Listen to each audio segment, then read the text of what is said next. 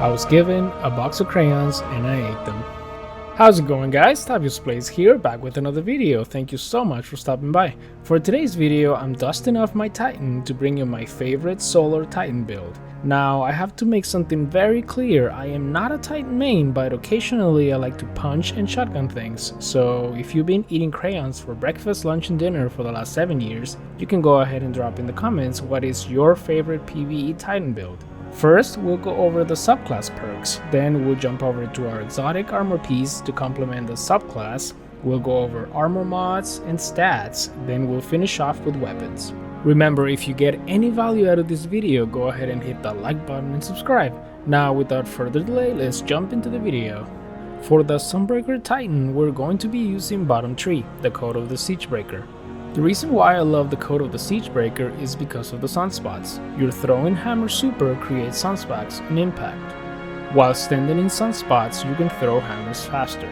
These sunspots not only give you benefits but do damage over time to enemies standing in them. Pretty useful in activities with lots of ads. The Sun Warrior perk allows your grenade and melee abilities to recharge faster when passing through a sunspot. It makes your super last longer, and it also increases the damage your weapons deal. The next perk on Siegebreaker is Mortar Blast. Strike an enemy with this melee ability to release a solar explosion, setting nearby enemies on fire. This also creates a sunspot, so getting a kill with your charged melee creates a sunspot. You stand on it and you recharge your grenade and melee. Pretty sweet. The last one is Sol Invictus. Solar ability kills restore your health. Grenade, melee, and Sun Warrior kills leave a deadly sunspot in their wake. Pretty self-explanatory, any kill you get with your abilities procs health regeneration. Now for my grenade, I like to use the Termite Grenade, which sends forward a burning line of fire.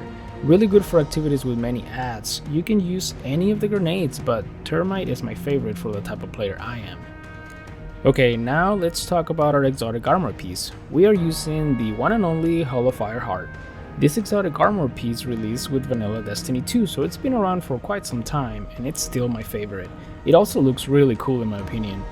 It can be a random exotic drop or bought from Xur on rotation, so go check Xur if you don't have this yet. The exotic perk is Sunfire Furnace. Improves the recharge rate of your solar abilities. Greatly improves recharge rate while your super is charged. So with this chest piece, our grenade, melee, and barricade recharge extremely fast, even faster when your super is full.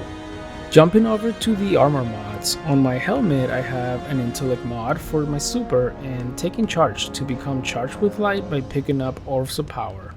On my arms I have intellect, bow reloader, and high energy fire. While charged with light, gain a bonus to weapon damage. Each defeated combatant consumes 1 stack of charged with light. My chest piece has Intellect, Rocket Launcher Reserves, and Wrath of Rasputin. Solar Splash Damage Final Blows have a chance to create Warmind cells.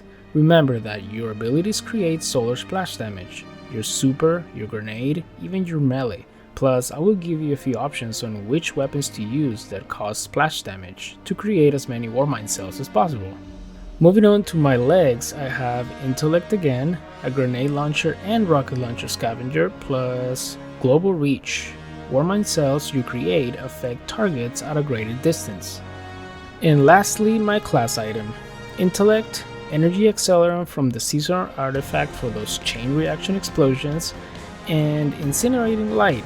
Become charged with light by rapidly defeating multiple enemies with the explosion of a Warmind cell.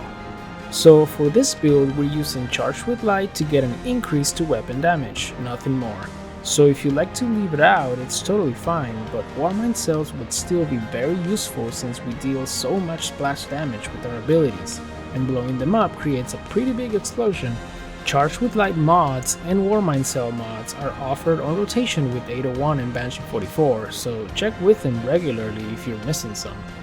For my stats, nothing too crazy.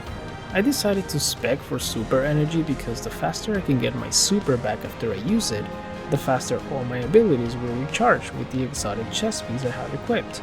My cooldown at tier 8 is 4 minutes for my super ability, but as long as you collect all the orbs of power you see laying around, plus your kills, you get your super in half that time.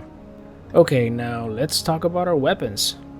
For our energy weapon, we're using the exotic bow TICUU'S Divination, released during Season of the Chosen. This bow was part of the Season's Pass, so if you don't have it, you will have to get it from the kiosk next to your vault at the tower. Another good weapon you can use is the Sunshot Hand Cannon, or even the Scout Rifle, Skyburner's Oath, or Polaris Lance. All these weapons will have a chance of creating Warmind cells with their splash damage, but the reason I love TICUU'S Divination so much is because of its intrinsic trait, Sacred Flame. Hip fire in this weapon fires multiple tracking arrows. Targets marked by these arrows explode upon death or when struck by another Sacred Flame explosion. This is so useful in the current seasonal activity since there's so many ads everywhere, so just by marking ads, even if you don't kill them yourself, when they die they explode and have a chance of creating Warmind cells. And if you have the catalyst for it, you'll also get Orbs of Power, which you'll pick up and become charged with light, granting you a buff to weapon damage. Okay, so now for my primary weapon, I am using the new Ignition Code grenade launcher from Season of the Splicer. Nothing special here, only Demolitionist, which gives me grenade energy on kills, and Ambitious Assassin, so you can choose whichever weapon you like here. And for my heavy weapon, I am using the Solar Rocket Launcher Code Duello from Season of the Chosen. I just love this rocket launcher so much. With chain reaction and the Energy Accelerant mod, those chain reaction explosions will give you lots of Warmind cells. Other options for rocket launchers with chain reaction are the Sub-Zero Salvo from Europa and the Heretic from the Altars of Sorrow on the Moon. But these two are arcs, so you won't benefit from the splash solar damage or Warmind cells. The only other one I know of that is solar is the one from the Vault of Glass raid, but I will let you look that one up yourself. Oh, and there's one more, the Apex Predator from the Last Wish raid, although I am not sure if this one can roll with chain reaction, but that's another solar rocket launcher. Alrighty guys, we made it to the end. This is it for my favorite crayon eating, ape punching Titan solar build. Thank you so much for watching, hope you enjoyed and got some value out of this video. If you want to get in touch with me, you can follow me on Instagram at Tavius Plays, and don't forget to like and subscribe if you want me to keep making content similar to this. I hope you all have a great week, and if you want to see some other cool builds I've made, you can click right here.